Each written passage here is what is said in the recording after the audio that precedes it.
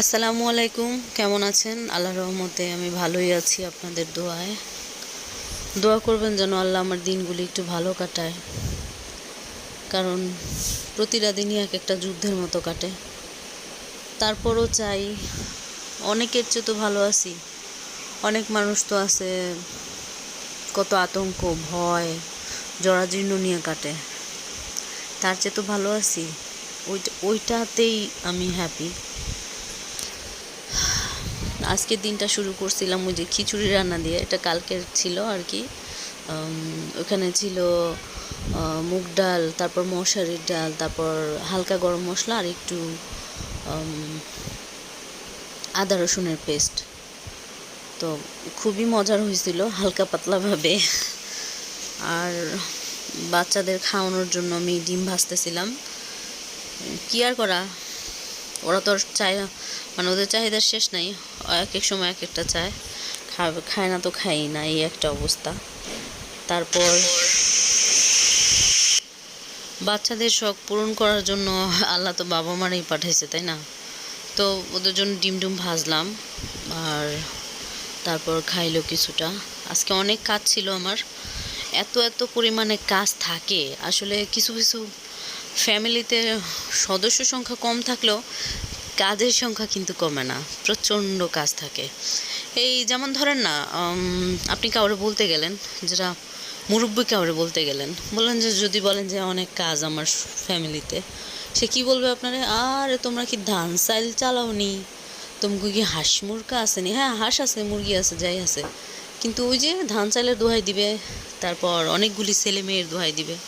এটা বলবে না যে আমরা উঠানে ফালায় রাখতাম, কিচ্ছা খাইতো, মাটি খাইতো, এই খাইতো, সেই খাইতো, এইভাবে বড় করছি। এটা বলবে না যে আমাদের সংসারে অনেক মানুষ ছিল, এক একজন এক একভাবে হেল্প করতো। কখনো বলবে না। আজব না বলুক, আল্লাহ যেন আমাকে আর কি অনেক ধৈর্য দেয়, অনেক। আমি শুধু এটা প্রতিদিন বলি যেন আমি সব সামলাইতে পারি, এই আর কি।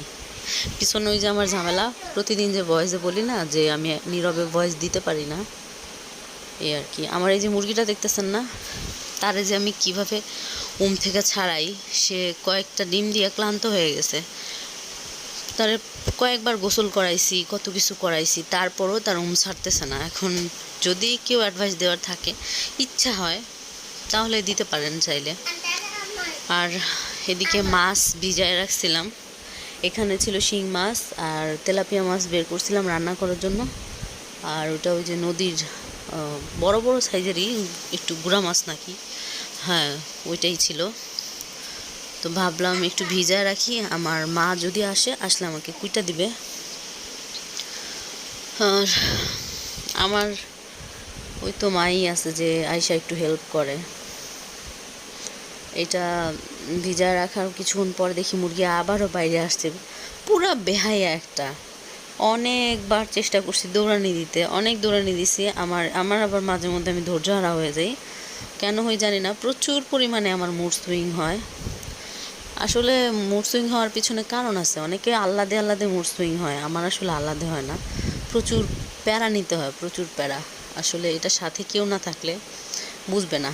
ওই যে আল্লাহ উপর থেকে সিসি ক্যামেরা দিয়ে দেখতেছে না, সেই তো দেয়। তার উপর তো আর কোনো জোর জবস্তি নাই, ধৈর্য চাই তার কাছে, আর শান্তি চাই, এই আর কি।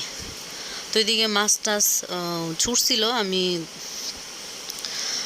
কিছুটা ভাইজা নিলাম। এটা মাছখানে একটু বড় বড় সাইজ ছিল, আমি কাটটা নিয়েছি।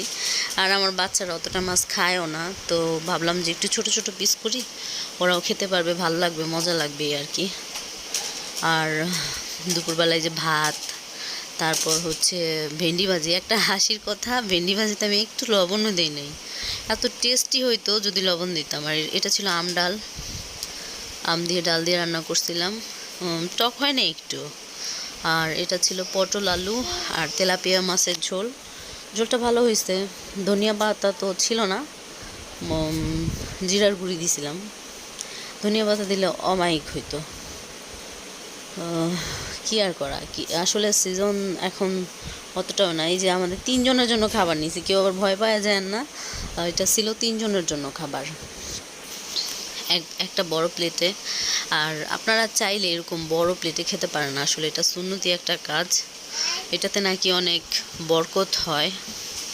আর সন্ধ্যাবেলা ওদের আমি কিভাবে থামাবো, আমি আমার জামাইরে বলছিলাম যে লুকায়া আমার জন্য একটা বোম্বে সুইট, যে বোম্বে চানাচুর আছে না, ওইটা নিয়ে আসতে। ছোটোবেলায় খাইছিলাম, যে এত টেস্ট ছিল।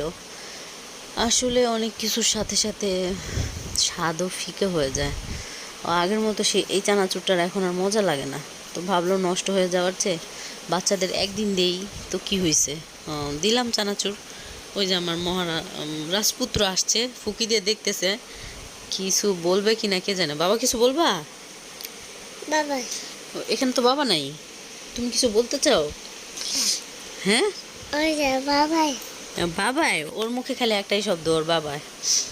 আর সন্ধ্যাবেলা পেঁপে ছিল, আমি পেঁপেটা কেন দেখালাম জানেন? আবার তো কমা ঠিক আছে, পেঁপেটা দেখাইলাম এই জন্য যে আসলে উপরে ফিটফাট হইলেই যে সব কিছু খেতে মজা লাগবে এমন না। আমার এই পেঁপেটা একটু এবড়ো থেবড়ো, একটু কেমন জানো বাইরে, কিন্তু এত টেস্ট। আর আরেকটা দেখলেন না যে ফ্রেশ একদম, ওইটা কিন্তু একটু মজা না। আর সন্ধ্যাবেলায় নাস্তা বানাইছিলাম নুডলস দিয়ে, সেই ছিল।